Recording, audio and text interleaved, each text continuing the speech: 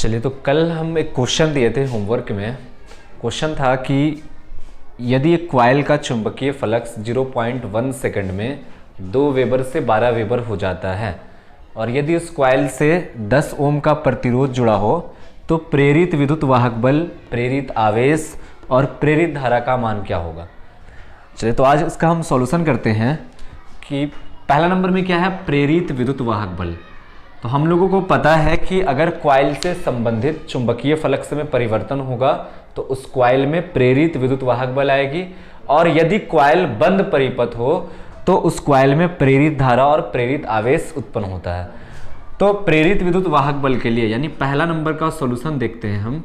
तो प्रेरित विद्युत वाहक बल E बराबर क्या होता है, formula -d phi by dt, ये होता है ना। तो सबसे पहले हम डी फाई निकालेंगे यानी फ्लक्स में परिवर्तन। डी फाई क्या होता है, फ्लक्स में परिवर्तन होता है ना। तो देख रहे हैं पहले था फ्लक्स कितना, 2 वेबर। पहले कॉइल से संबंधित फ्लक्स कितना था, 2 वेबर, और बाद में कितना हो गया, 12 वेबर हो गया है ना। तो φ2 बराबर हो गया 12 वेबर। पहले था 2 वेबर, बाद में हो गया 12 वेबर। तो परिवर्तन कितना हुआ, यानी 12 माइनस 2 10 वेबर हो जाएगा। परिवर्तन 10 वेबर हुआ। तो ये जो 10 वेबर परिवर्तन हुआ वो कितने टाइम में होता है, 0.1 सेकंड में होता है ना। तो E बराबर हो जाएगा -d फाई के जगह पे रखेंगे 10 और टाइम कितना लगा, 0.1। पॉइंट को हटाएंगे, ऊपर चला गया तो E is equal to -100 volt. ये आ गया इलेक्ट्रोमोटिव फोर्स। तो प्रेरित विद्युत वाहक बल का मान कितना आ गया, -100 वोल्ट। यहां तक के समझने में कोई दिक्कत नहीं।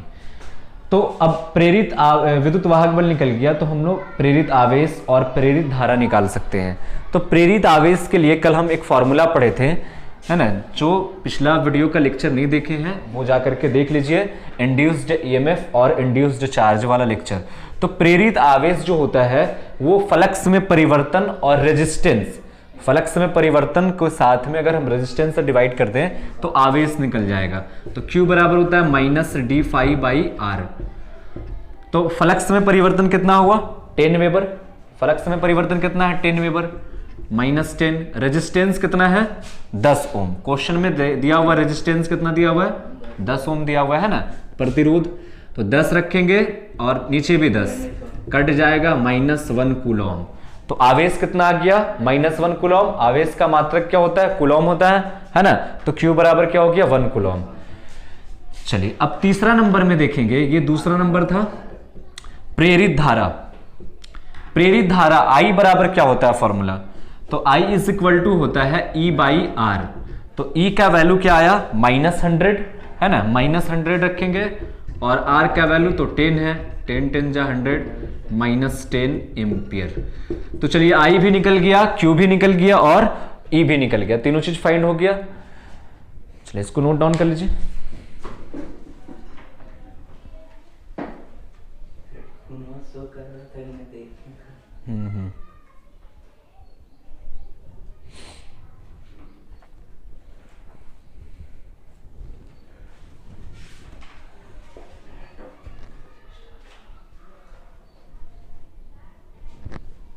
चलिए, तो आज हम पढ़ेंगे, आज का नया टॉपिक है सेल्फ इंडक्शन।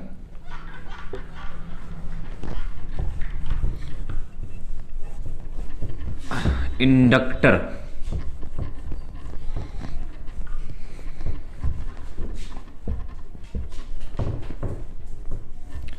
चलिए, स्वप्रेरण, सेल्फ इंडक्शन। तो हेडिंग लगाइएगा, आज का टॉपिक है सेल्फ इंडक्शन, स्वप्रेरण। तो स्वप्रेरण, इंडक्शन, इंडक्टर है ना। यहां पे हम लोग एक वर्ड यूज कर रहे हैं, इंडक्टर। असलियत में इंडक्टर जो होता है उसी में इंडक्शन उत्पन्न होता है, ठीक है, इंडक्शन बनता है।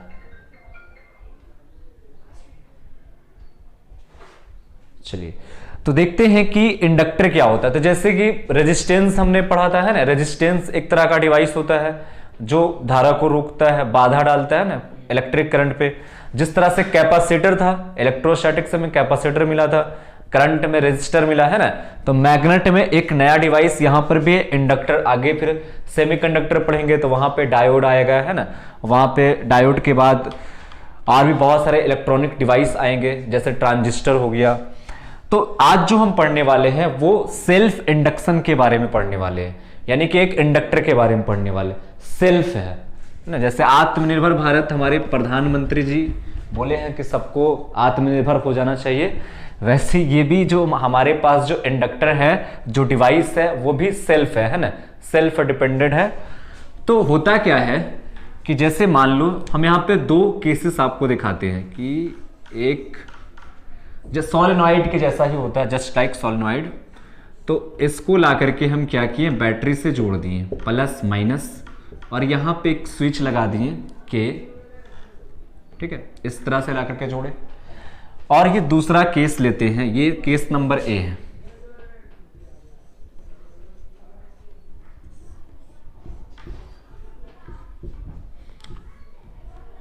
ये भी है, ठीक है।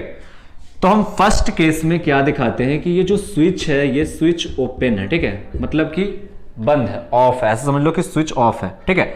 तो ओपन है, तो जब ये स्विच ओपन है तो यहां से करंट पास नहीं हो रहा है इस कॉइल में, है ना। मान लो कि स्विच ऐसे हमेशा पॉजिटिव में लगाया जाता है,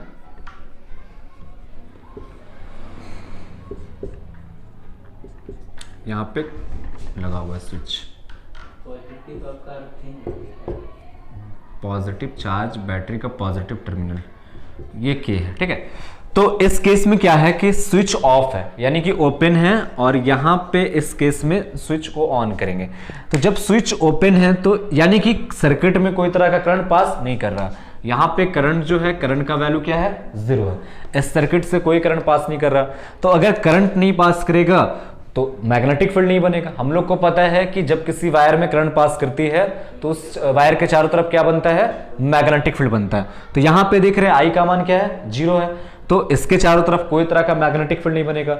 जब मैग्नेटिक फील्ड नहीं बनेगा तो कॉइल से संबंधित कोई तरह का फ्लक्स नहीं बनेगा, क्योंकि फ्लक्स किस पर डिपेंड करता है, मैग्नेटिक फील्ड पर डिपेंड करता है। तो इस सिचुएशन में ना तो मैग्नेटिक फील्ड बन रहा और ना ही फ्लक्स बन रहा है ना। अब सिचुएशन नंबर 2 देखते हैं, इस सिचुएशन में देखते हैं। तो इस सिचुएशन में क्या करते हैं कि मान लो कि स्विच को हम ऑन कर दिए, स्विच को ऑन कर दिए, जैसे स्विच को ऑन किए तो इसमें आई धारा प्रवाहित होना शुरू हो गया। अभी यहां पे क्या देख रहे थे कि आई का मान क्या था, 0, तो बी का मान भी क्या था, क्योंकि मैग्नेटिक फील्ड नहीं बना। जब बी 0 था तो फ्लक्स भी क्या था, 0। आई ही नहीं बना तो बी कैसे बनेगा, बी नहीं बना तो फाई नहीं बनेगा, यानी कि सबका वैल्यू क्या है, 0 है। इस केस में देखते हैं कि जैसे ही हम ऑन किए तो I is equal to not 0, मतलब इसमें करंट पास कर रहा, और वो कितना करंट पास कर रहा है, I। तो इसमें मैग्नेटिक फील्ड भी बनेगा इसके चारों तरफ, इस कॉइल के चारों तरफ मैग्नेटिक फील्ड भी बनेगा, ठीक है। और ये कॉइल में करंट किधर पास कर रहा, I इस तरफ ऐसे जाएगा, करंट घूमते घूमते फिर इधर से निकल जाएगा। तो करंट किधर पास कर रहा, I इस डायरेक्शन में, ठीक है। अच्छा, जब ये करंट पास किया तो चारों तरफ करंट का काम क्या है, मैग्नेटिक फील्ड जनरेट करना। तो ये मैग्नेटिक फील्ड जनरेट किया, कितना मैग्नेटिक फील्ड बनाया, B।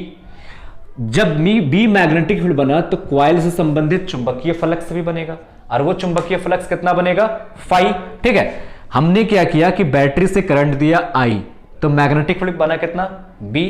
बी ने फिर क्या बनाया, फ्लक्स को बनाया, कितना फ्लक्स बनाया, फाई।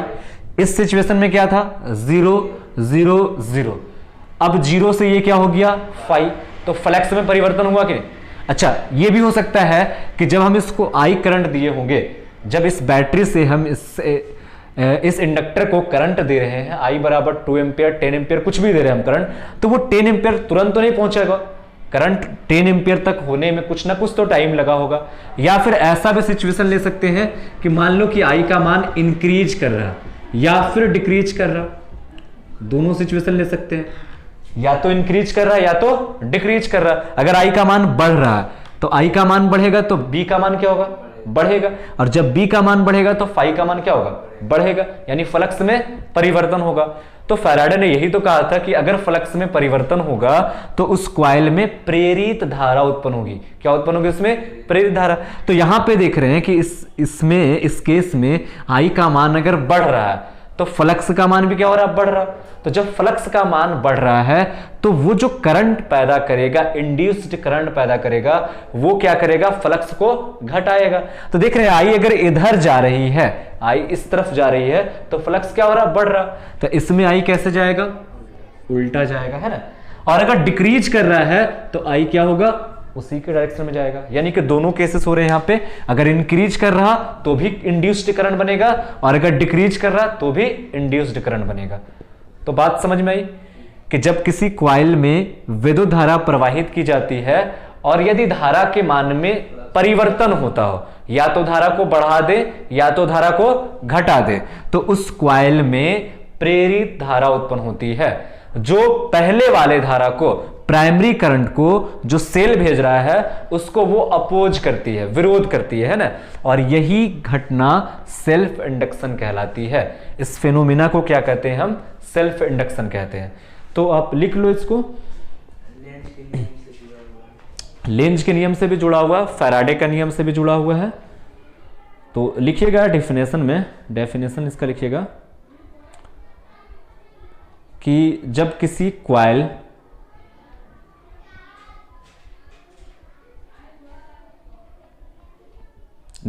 कॉइल से विद्युत धारा प्रवाहित की जाती है, जब किसी कॉइल से विद्युत धारा प्रवाहित की जाती है और यदि धारा के मान में परिवर्तन होता हो, यदि धारा के मान में परिवर्तन होता हो,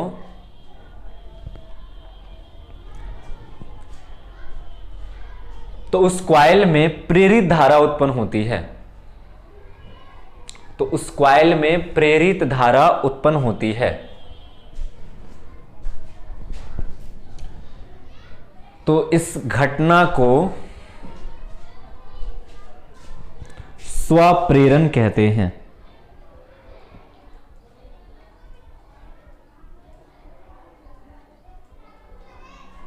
हो गया, यानी कि खुद में मैग्नेटिक फील्ड, खुद ने, यही धारा ने जनरेट किया है मैग्नेटिक फील्ड को, और यही धारा जो है मैग्नेटिक फील्ड का मान को बढ़ाया।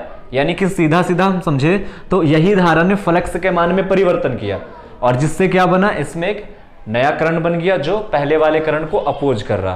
तो सेल्फ है ना ये, इसको तो किसी और करंट, किसी और सर्किट की कोई जरूरत नहीं पड़ी, है ना।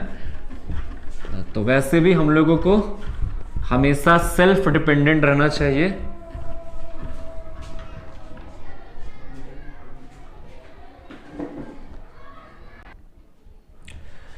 चलिए, तो हम दोनों अलग अलग केसेस लेकर के बताते हैं कि कहां पे धारा सपोर्ट करेगा और कहां पे धारा अपोज करेगा, है ना। तो जैसे कि लेते हैं इंडक्टर,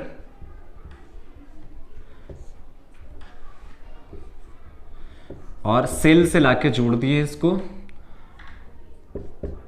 ठीक है। और इस बार करंट क्या हो रहा, आई का मान इंक्रीज कर रहा, ठीक है। आई का मान क्या हो रहा, इंक्रीज कर रहा। तो आई कैसे, पहले जो करंट जो फ्लो कर रहा था, प्राइमरी करंट, वो कैसे जा रही, इस तरफ, इस डायरेक्शन में जा रही है ना, प्राइमरी करंट। अब ये आई का मान बढ़ना, जैसे आई का मान बढ़ा तो फ्लक्स में परिवर्तन हो गया, फ्लक्स का मान भी बढ़ने लगा। और जब फ्लक्स में परिवर्तन हुआ तो फैराडे ने क्या बोला था कि जब किसी कॉइल से संबंधित फ्लक्स में परिवर्तन होगा तो प्रेरित धारा बनेगी, है ना। तो प्रेरित धारा बन गया। अब वो जो प्रेरित धारा बनेगा, तो लेंज ने कहा था कि जो प्रेरित धारा बनती है वो उसकी जो दिशा होती है वो इस तरह से होती है कि वो उसका विरोध करेगी जिससे उसकी उत्पत्ति हुई, है ना। फाई ने फाई को मारना है, तो ये आई इधर बनाया, आई इधर जा रहा था तो फ्लक्स बना। तो अगला जो जाएगा वो किधर जाएगा, इस डायरेक्शन में जाएगा, तब तो इसको रोकेगा, फ्लक्स में परिवर्तन को घटाएगा, है ना, कम करेगा। तो ये है प्रेरित धारा, induced current, IC, induced current. तो आईसी का डायरेक्शन किधर होगा, अपोजिट। कब, जब इंक्रीज कर रहा है ना, और जब डिक्रीज कर रहा तो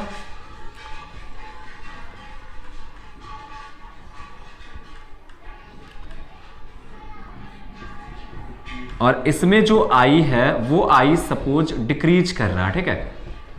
करंट, प्राइमरी करंट ऐसे जा रही है, आई डिक्रीज कर रहा है। तो जब आई डिक्रीज करेगा तो मैग्नेटिक फील्ड भी क्या होगा, डिक्रीज करेगा। मैग्नेटिक फील्ड डिक्रीज करेगा तो फ्लक्स भी क्या होगा, डिक्रीज करेगा, है ना। तो जब फ्लक्स डिक्रीज करेगा तो आई क्या करेगा, उस फ्लक्स को बढ़ाएगा। मतलब ये ऐसा करंट बनाएगा, फ्लक्स में जो डिक्रीज हो रहा, फ्लक्स में जो परिवर्तन हो रहा है उसके कारण ऐसा करंट बनेगा कि वो इस आई को और क्या करेगा, बढ़ा देगा। ये घटा रहा था तो जो इंड्यूस्ड करंट बनेगा वो क्या करेगा, बढ़ाएगा, है ना, अपोजिट डायरेक्शन में। तो इसी डायरेक्शन में करंट फ्लो करेगा। ये आई जो है इंड्यूस्ड करंट है। तो दोनों केसेस किसका है, सेल्फ इंडक्शन का है ना। अच्छा, हाँ, तो ये सेल्फ इंडक्शन क्या है कि खुद में धारा प्रवाहित हो रही, खुद के कॉइल में धारा में परिवर्तन हो रहा है और उसके कारण प्रेरित धारा बन रही है। इस घटना को क्या कह रहे हैं, सेल्फ इंडक्शन कह रहे हैं। तो हमेशा सेल्फ बने रहना है, सेल्फ डिपेंडेंट रहना है, खूब मेहनत करना है ना। दोस्त लोग के चक्कर में नहीं रहना है, खास करके उसके साथ में जो पढ़ता लिखता नहीं है। ये दोस्त जो होते हैं पहले तो आगे बढ़ा देंगे, खूब चढ़ाएंगे और बाद में फिर गिरा देंगे। किसी सियाने शायर ने क्या खूब कहा है कि ये जो चांद चांद कह के सर चढ़ाते हैं वो एक दिन बादलों की कुओं में गिरा देंगे। और तू खुद को पहचानने की कोशिश कर, यही ख्याल तुझे आदमी बना देंगे। तो अपने आप को पहचानिए, है ना, कितना आपके अंदर क्या क्वालिटी है, और सेल्फ बने रहिए। जैसे ये कंडक्टर इंडक्टर है, सर्किट सेल्फ है ना, वैसे खुद को सेल्फ बनाए रखना। चलिए, तो अब सेल्फ इंडक्शन पढ़ लिए हैं। अब हम इसका गुणांक पढ़ेंगे, कोएफिशिएंट पढ़ेंगे, ठीक है। स्वप्रेरण गुणांक, हेडिंग लगाइएगा, स्वप्रेरण गुणांक।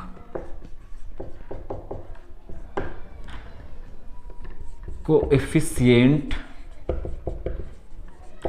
Of self induction.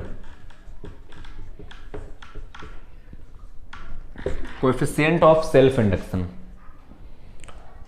तो मान लो कि एक इंडक्टर है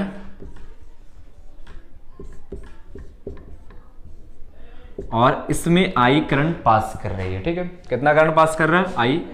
हो सकता है इस इंडक्टर में टर्न, नंबर ऑफ टर्न, यानी कि फेरों की संख्या जो होगी वो कितना होगा, फेरों की संख्या n, है ना। तो एक कॉइल से आई करंट जैसी पास कर रहे हैं तो एक कॉइल 5 फ्लक्स बना रहा है। कितना फ्लक्स बना रहा है, 5। तो ऐसे ऐसे इसमें कितने तार के फेरे हैं, n। तो टोटल फ्लक्स कितना बनेगा, n5। टोटल फ्लक्स कितना बन जाएगा, n5। क्लियर यहां तक के। हम क्या किए कि इस इंडक्टर में आई करंट पास करवाएं।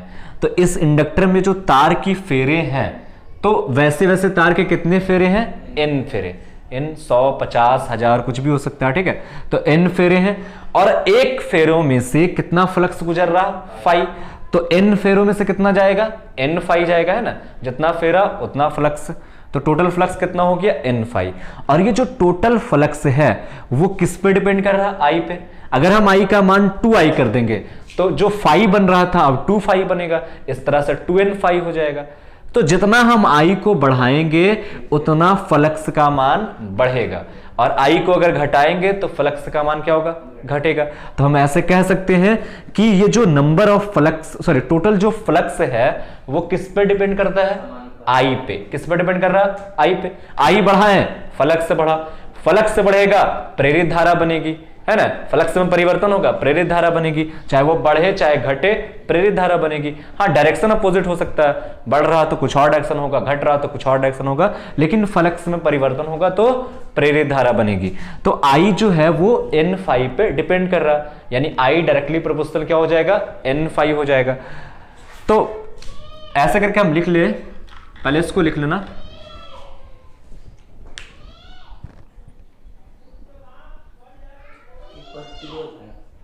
इंडक्टर है,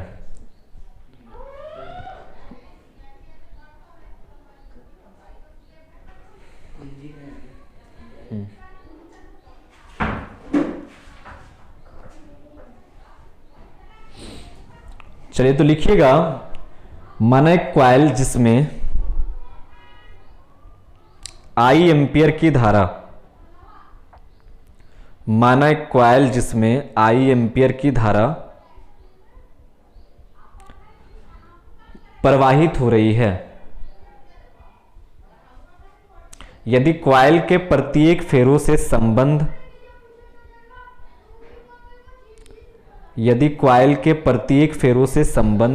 चुंबकीय फ्लक्स फाई हो, यदि कॉइल के प्रत्येक फेरों से संबंध चुंबकीय फ्लक्स फाई हो तथा कॉइल में तार के n फेरे हैं,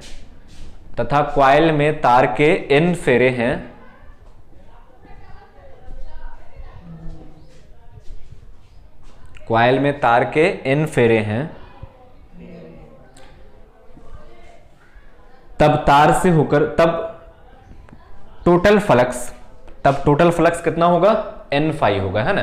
तब टोटल फ्लक्स n फाई होगा और यह फ्लक्स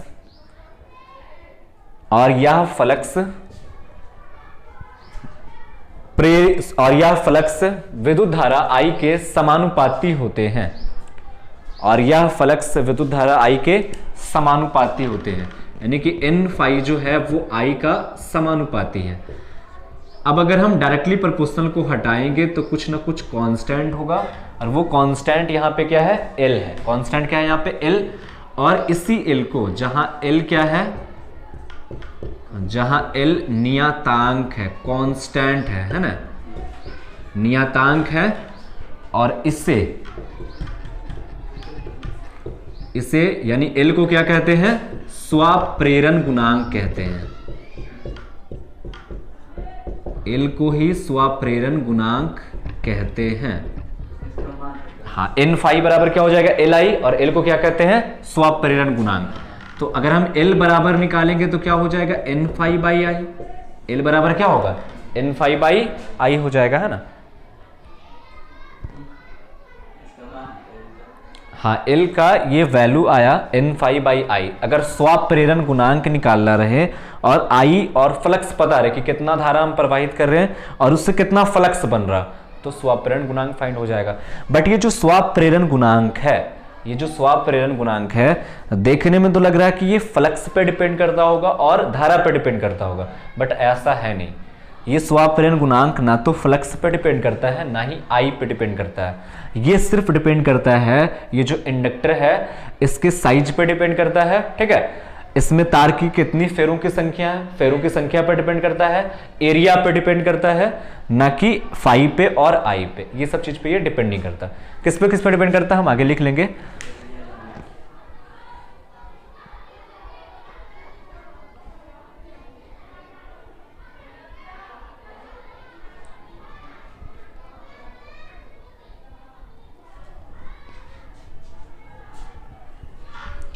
चलिए, अब अगर हम प्रेरित विद्युत वाहक बल से इस इक्वेशन को बैलेंस करते हैं, है ना। प्रेरित विद्युत वाहक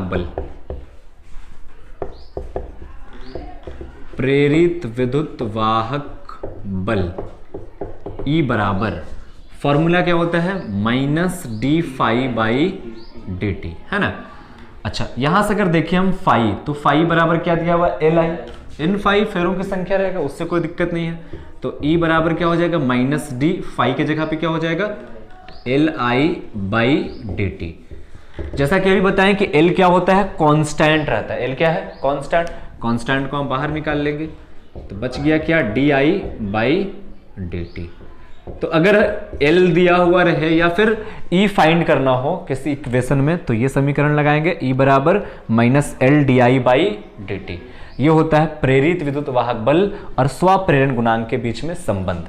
ये समीकरण आ गया, E बराबर minus L D I by d T.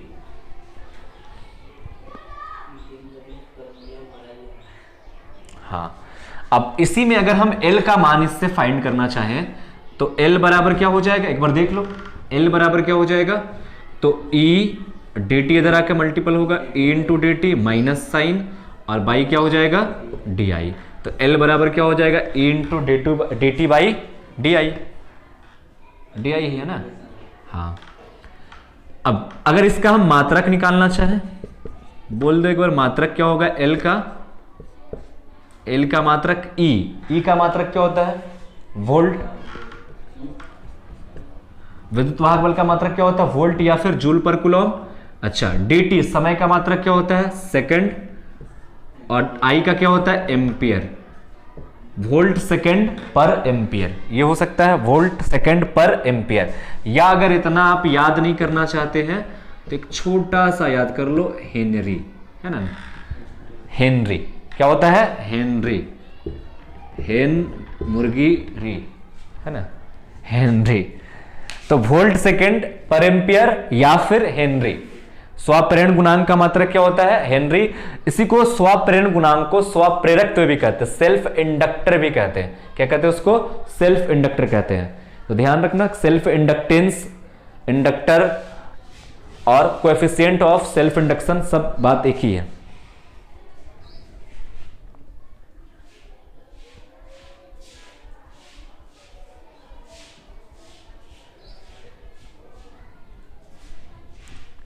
इसका अगर वीमा की बात करें हम तो हो जाएगा ml2t-2 a-2। ये इसका वीमा होता है। तुम चाहो तो यहां से निकाल सकते हो, वोल्ट का वीमा, सेकंड, एम्पियर वीमा लगा करके फाइंड कर सकते हो। तो ml2t-2 a-2 होता है। सबसे ज्यादा इंपॉर्टेंट है, इसका मात्रक हेनरी होता है। कई बार बोर्ड एग्जाम में ऑब्जेक्टिव में पूछा गया है कि स्वाप्रेरण का मात्रक क्या होता है, स्वाप्रेरण गुणांक का मात्रक क्या होता है।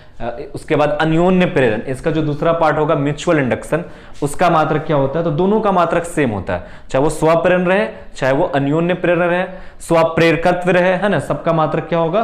सेम रहेगा, हेनरी रहेगा। सबका वीमा भी क्या होगा? सेम होगा, है ना, हेनरी।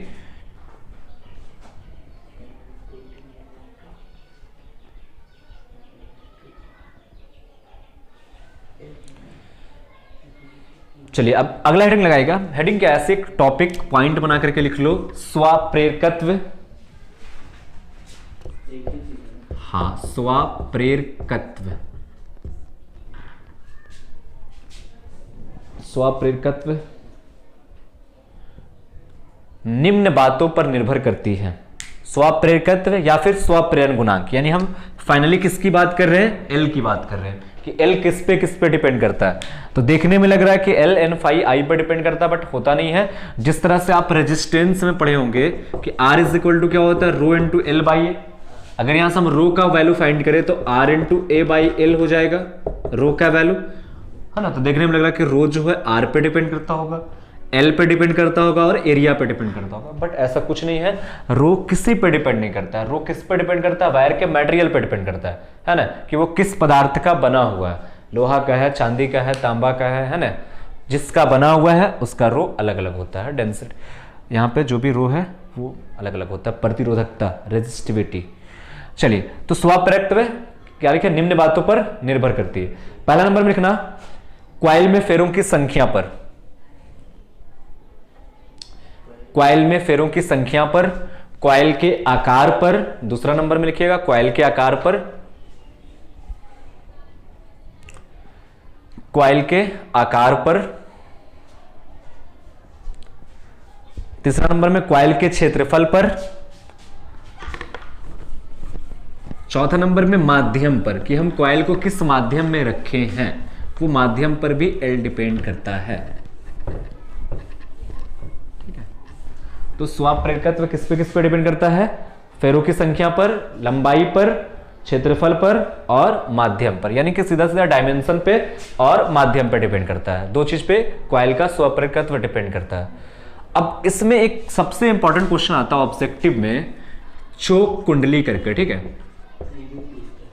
हाँ, चोक कुंडली किस सिद्धांत पर कार्य करता है? ऑब्जेक्टिव में पूछा जाता है किस सिद्धांत पर कार्य करता है। कई बार पूछा गया क्वेश्चन है ये। ऑप्शन में रहेगा दिया हुआ स्वाप्रेरण, बी में रहेगा अन्योन्य प्रेरण, सी में धारा का कुछ और ले लो, यानी कि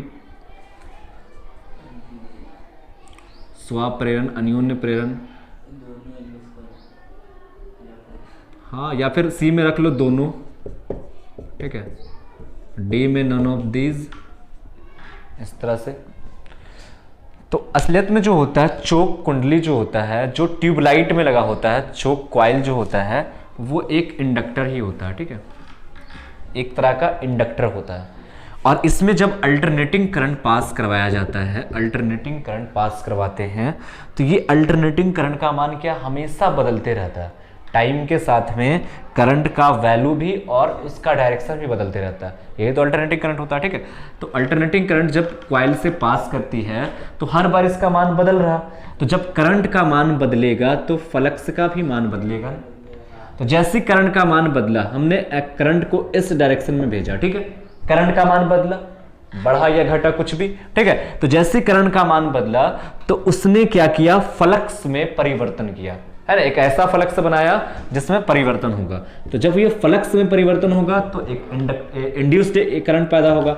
और सपोज मान लो कि उसका डायरेक्शन अपोजिट है, तो ये जो अपोजिट में करंट आ रहा वो इस करंट को विरोध करता है ना, यानी कि करंट का जो भी है वैल्यू उसको वो घटाता है, कम करता है उसको आकर के। तो जब ये कम करता है, जस्ट लाइक एक रेजिस्टेंस की तरह बाधा डालता है, जिससे ये जो अल्टरनेटिंग करंट है ये जो डीसी में मतलब कन्वर्ट हो जाती है, डायरेक्ट करंट में कन्वर्ट हो जाती है। और उसके बाद हम ट्यूबलाइट का जो बल्ब होता है उससे कनेक्ट कर देते हैं, तो बल्ब जो होता है लाइट देने लगती है, जलने लगती है। तो असलियत में ये जो है ये घटना हो रही है, ये घटना किससे रिलेटेड है, स्वप्रेरण से, कि एक ही कॉइल है, इसमें करंट पास हो रही है, ये करंट का मान चेंज हो रहा अल्टरनेटिंग करंट के कारण, तो फ्लक्स में परिवर्तन हो रहा जिसके कारण एक इंड्यूस्ड करंट पैदा हो रहा। और यही चीज तो स्वप्रेरण में भी होता है, ठीक है। तो इसका मतलब ये किस सिद्धांत पे कार्य करती है, स्वप्रेरण पे, ठीक है। ऑप्शन में 4 में से कुछ भी दे सकता है, लेकिन आपको याद रखना है क्या कि स्वप्रेरण पे डिपेंड करता है। वो डायरेक्ट करंट ऐसा नहीं है, वो करंट के ऊपर डिपेंड करता है कि कितना है करंट का एम्पियर क्या है। डायरेक्ट करंट जैसे जनरेटर का होता है, छोटा जनरेटर डीसी करंट फाइंड करता है, वहां पे लग सकता है करंट। डायरेक्ट करंट का मतलब होता है कि जो जिसका परिमाण सेम हो, ठीक है, और डायरेक्शन भी सेम हो, ठीक है, डायरेक्शन भी नहीं बदल रहा हो।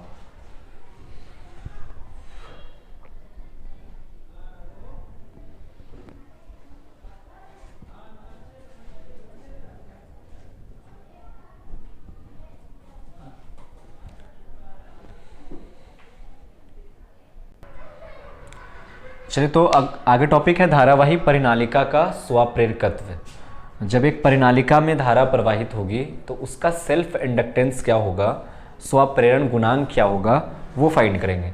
तो मान लें कि मेरे पास एक परिनालिका है और इस परिनालिका में कितना धारा प्रवाहित हो रही है, आई धारा, है ना।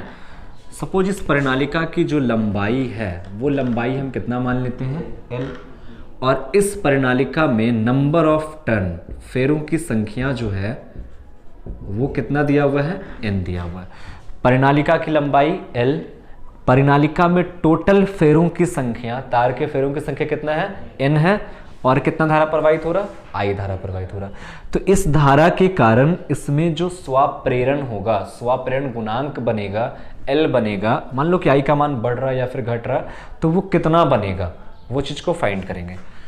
तो हम लोग को पता है कि अगर किसी परिनालिका में धारा प्रवाहित होती है तो परिनालिका के केंद्र पर magnetic field B is equal to mu naught n I बनता है। कितना बनता है, B is equal to mu naught n I, जहां म्यू नॉट क्या है, निर्वात या वायु की चुंबकशीलता है ना, परमिएबिलिटी है, और n क्या है, नंबर ऑफ टर्न है, पर यूनिट लेंथ पर, इकाई लंबाई पर फेरों की संख्या कितना है, स्मॉल n, और I क्या है, यहाँ पे धारा है। तो सबसे पहले देखते हैं कि इस परिनालिका के पर यूनिट लेंथ में फेरों की संख्या कितनी है, प्रति एकांक लंबाई में फेरों की संख्या। तो देख रहे हैं कि टोटल परिनालिका की टोटल लंबाई कितनी है, L लंबाई में फेरों की संख्या कितना है, n, है ना। L लंबाई में फेरों की संख्या n, तो 1 मीटर लंबाई में कितना होगा, n बाई L। तो पर यूनिट लेंथ पे तार की फेरों की संख्या, यानी कि n उस टाइम में जो इसको नहीं पढ़े हैं परिनालिका के कारण, वो मैग्नेटिज्म वाले वीडियो में जाकर के, मैग्नेटिज्म है ना, magnetic field due to a solenoid, current carrying solenoid वाला वीडियो देख लीजिएगा। तो B is equal to mu naught n I वहां पे प्रूव किया गया है ना। B बराबर क्या होता है, म्यू नॉट इन आई। तो n बराबर क्या हो जाएगा, n बाई L। n क्या है, इकाई प्रति एकांक लंबाई में तार की फेरों की संख्या, और इसमें देख रहे हैं तो n बराबर क्या है, n बाई L। क्लियर है यहां तक के? अब B बराबर मैग्नेटिक फील्ड जो होगा B बराबर म्यू नॉट एन आई, तो म्यू नॉट तो वैसे ही रहेगा, एन के जगह पे क्या लिख दें हम, एन बाई एल इंटू आई, ये B का वैल्यू निकल गया। अब इस परिनालिका से संबंध चुंबकीय फ्लक्स क्या होगा, परिनालिका से संबंध चुंबकीय फ्लक्स,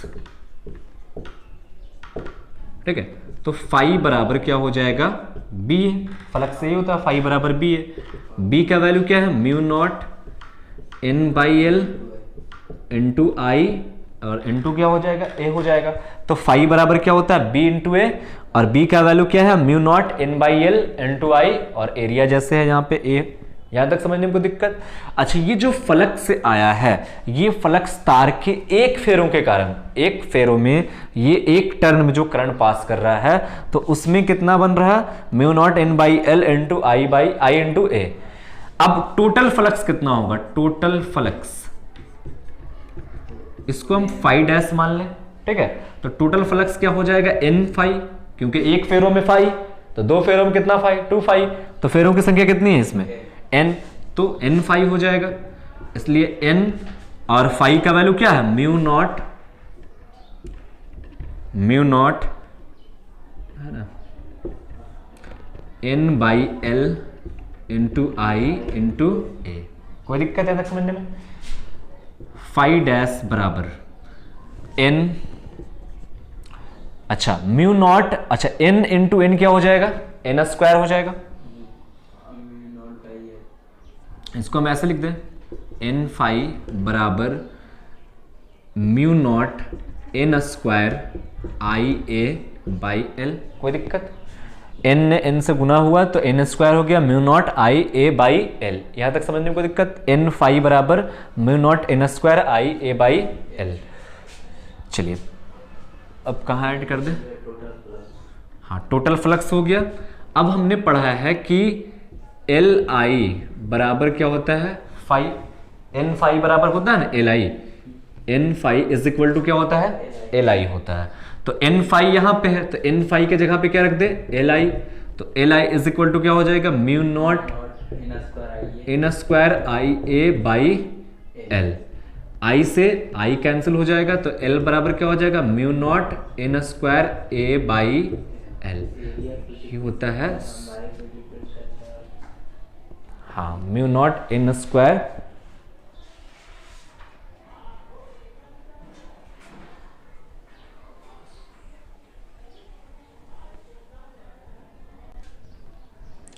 चलिए, तो सोलेनोइड के कारण स्वप्रेरकत्व कितना आया, L बराबर mu naught n square A by L, है ना।